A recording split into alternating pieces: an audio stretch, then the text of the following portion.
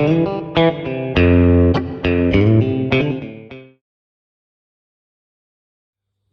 guys, so we're moving on now. It's been Christmas and whatnot, so we actually haven't been out in the shed for a couple of weeks, so this video is going to be over two separate evenings. So while I've been out, Dad has been working on the rocker gear, which was all quite badly seized and whatnot because of that oil line that was broken. It didn't get the lubrication that normally would, so this is all quite seized. It's a bit galled up. I think it's going to be all right. Dad took some video of him doing that, so I'm going to put that in. The next part of the restoring the Massey 25, we're working on the head at the moment, and part of that is to free up all this rocker cover gear. It's all rusty and dirty, not because it had water in it, but really just from condensation after sitting outside for so many years. It's all stiff and stuck. So basically I'm just going to strip it and clean it and free up all the threads and put it back together so as it can be used.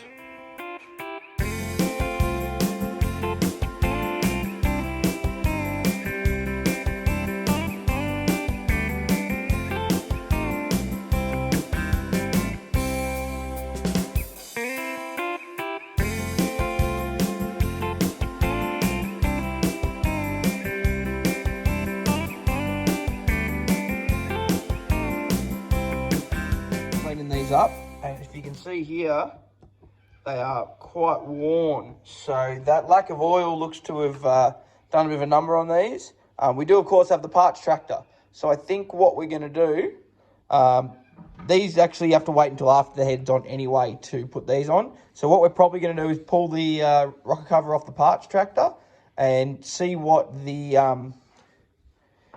rocker gear's like in there, and we'll go from there. He's also cleaned the valve springs and stuff, so really all we should have to do tonight is grind the valve seats, maybe lap the valves a little bit, depending on how they're looking, and that's going to be about it. So we'll get some close-ups of the rocker gear and whatnot, and then we'll get into, and Dad's put it together wrong, but that's all right, we can work that out. So yeah, all right, we'll get into it. So, to grind the valve seats, this is a valve seat grinder that we have borrowed off a friend. We've used it before. It works amazingly well. Basically, what happens is you use one of these. These go down into the valve stem, and you tighten up the little nut, and it pulls the collet tight. I'll try and get a close-up on that. It's not going to let me. But basically, you tighten up this, it pulls up that tip, and it locks it into the valve guide. And then on this nice machine surface goes the valve grinder. I'll just lift it up here, and it is supported by the bushing in there, which you can't quite see, but it reflects that. So you essentially sit it down into the head, and then when you turn it on, this stone spins, and it actually oscillates too. From what I've seen, modern stuff doesn't work this way, but this one does, and it seems to work really well. And then this piece here is for surfacing the stone. Basically what you do is turn it on, spin it up on the stand here, and you run this down past the stone, set at the right angle obviously, to give your stone a fresh surface so that you can know you're going to get the exact right angle and there's no imperfections.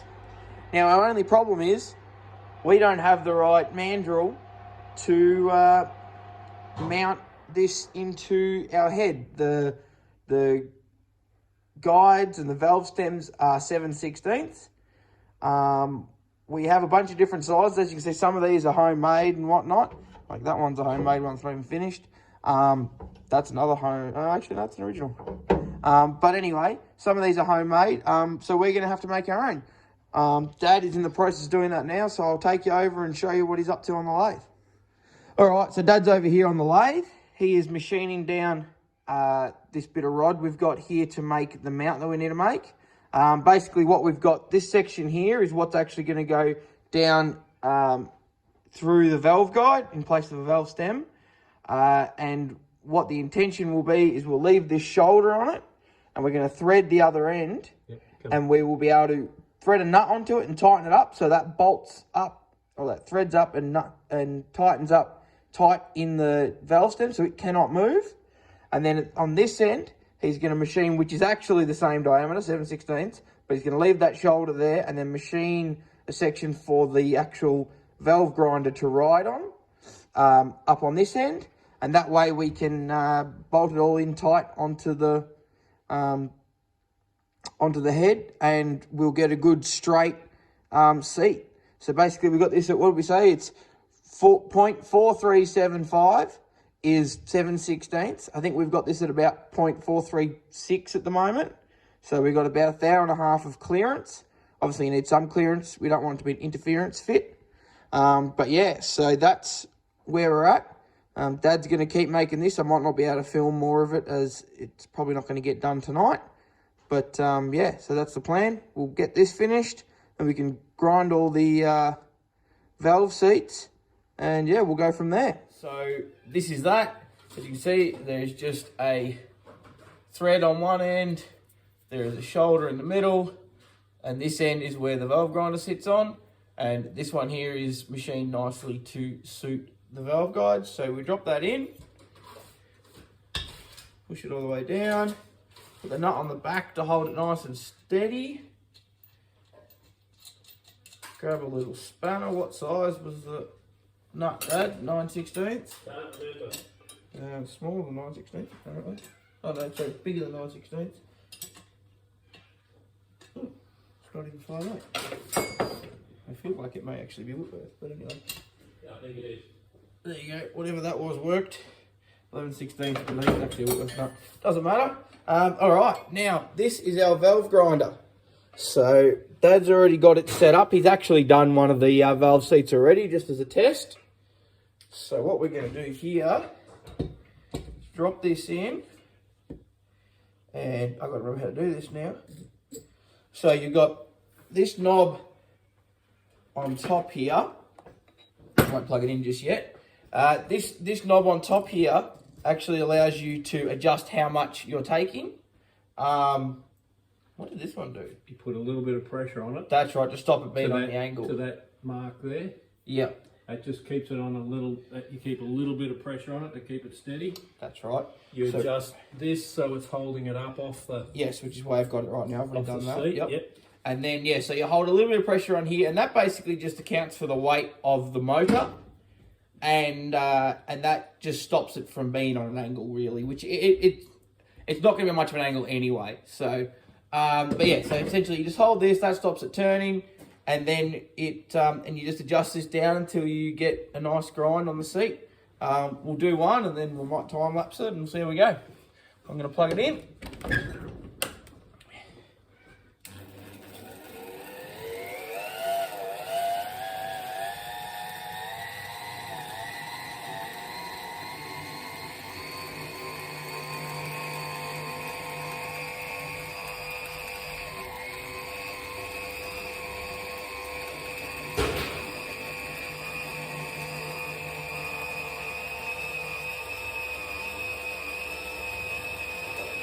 So we're just going now, we're just listening for it to start cutting.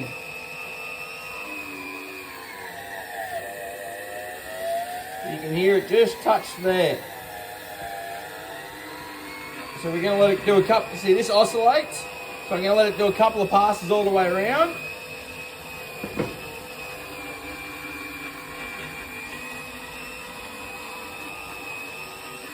And I'll cut a little bit more. Oh, that was a bit much. You only want to go a couple of little, it's got a little striker here, so you can basically go one notch at a time. That's probably all you really want to go, just to make sure that you're not taking too much off.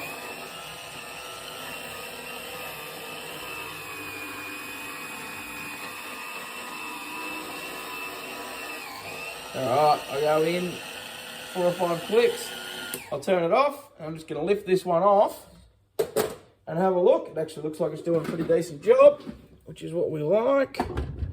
Put that back over there on its stand, and I'll show you on camera. So, as you can see, it's grinding that seat.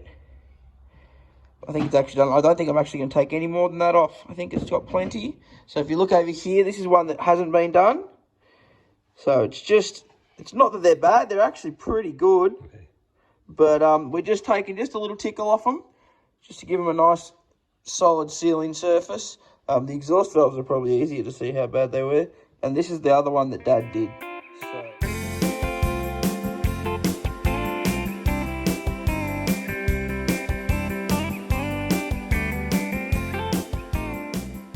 So that there is all the exhaust valves done. So as you can see, they come up pretty nice. We will lap them in, but a couple of them weren't real straight with the guide. But we've cleaned them right up and they look like they've come up good. So the next one is, of course, the inlets, which are bigger. Now, what we need to do is actually get another stone that is bigger, but it's kind of delicate with this head because the valves are so close to the wall of the combustion chamber. We can't get a stone that's too big. If it was on, say, a side valve engine or something like that, where the valves are essentially flush with the top of the sealing surface, it doesn't matter. You can use a much bigger stone. But this one, we're going to have to be really picky. We do have a few stones to choose from. Looks like this one's probably going to be our best bet. It's just slightly smaller than the outer edge, which is fine because, remember, this machine does oscillate. So we're going to test it. If it's happy and it's not going to hit the side of the combustion chamber, then we will have to, it's a 30 degree at the moment, it needs to be a 45. We'll get the surfacer and take it down to a 45. And then we'll grind the inlet valves. All right, let's get into it. All right, so I'm just going to resurface this stone because it's at a 30 degrees and we want a 45. We've just had it in the head and tested it, and it is, it's happy. It's not going to hit the side of the combustion chamber, so we're happy there. So we're just going to turn it on. And we're going to go in. That's a bit too much. So we're just going to take off a tiny little bit at a time. A bit of a slow process, but we don't want to get the stone too hot and do any damage.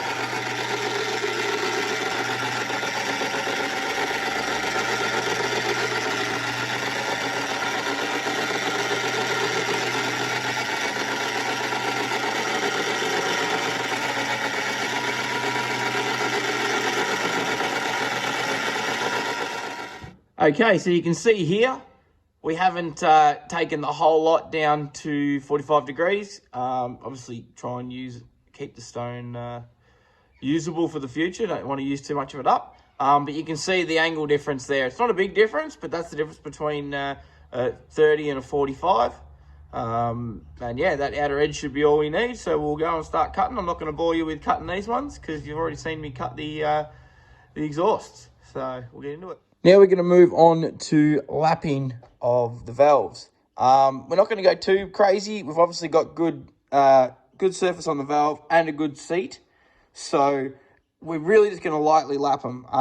So we just got some valve grinding compound. We'll put a little bit of that on the surface of the valve. We'll drop the valve in. These valves have a slot in the head, which is really handy.